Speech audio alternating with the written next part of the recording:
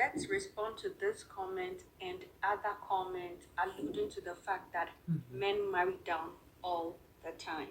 Men do not marry down.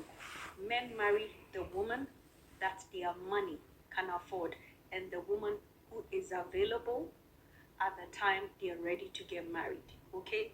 Men do not marry down. As shared in the previous video, the sexual market value of a man hinges on two main factors: economic resources and social status. However, when you look at the sexual market value of women, the major indicating factors are age, looks, and faithfulness. Economic resources is 3% and social status is 6%, implying that a woman's social status and her money does not necessarily do much for her when it comes to the man that she wants. However, a man's money and his social status plays a huge role in the type of woman that he is able to get. So, for instance, in the case of Regina Daniels and her polygamous husband, Ned Nwoko, all right? Ned Nwoko has the financial resources and the social status, and that gave him the opportunity to marry a beautiful young lady like Regina Daniels. So a woman's social currency is her age and her looks. A man's social currency is his financial status and his social status. Those are the key things. So men do not marry down because money works differently for men than it works for women.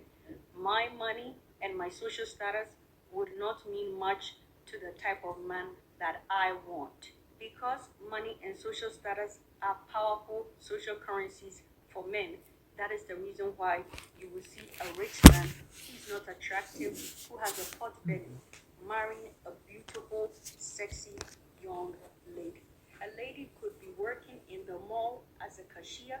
So long as she's beautiful and she's young, she's likely to catch the eye of a wealthy or a rich man. So a woman's social currency is never her money. Women who use their money to get men always get punished for it, because a man's taste in women is heightened by his money. That is the reason why when you look across the African continent, I'm going to use politicians as the case study. Most politicians married their wives when they were not extremely successful. The moment a man gets money, you will see that their taste in women changes. That is because money amplifies a man's taste in women, and money allows a man to access the kind of woman that he wants. Finally, because women's social currency are tied to their looks, that is the reason why you go to the African continent, especially right now in Ghana and in Nigeria, you see a lot of women having a BBL. Why are women doing Nyash everywhere on the African continent? Because they understand that having a certain look is tied to the opportunities they will have to date certain type of men.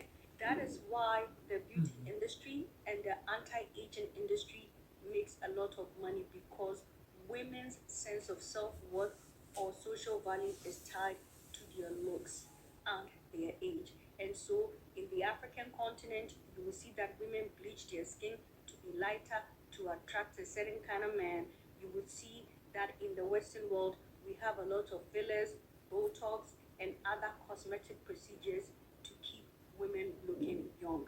A woman's social currency is tied to her age and her looks, and to a large extent, how faithful she will be in a relationship. Women are not judged based on their economic resources. A woman's money is to make her comfortable, but a woman's money will not guarantee her getting the type of man that she wants and she desires. Money works differently for men than it works for women. So men never marry down. Men marry the woman that their money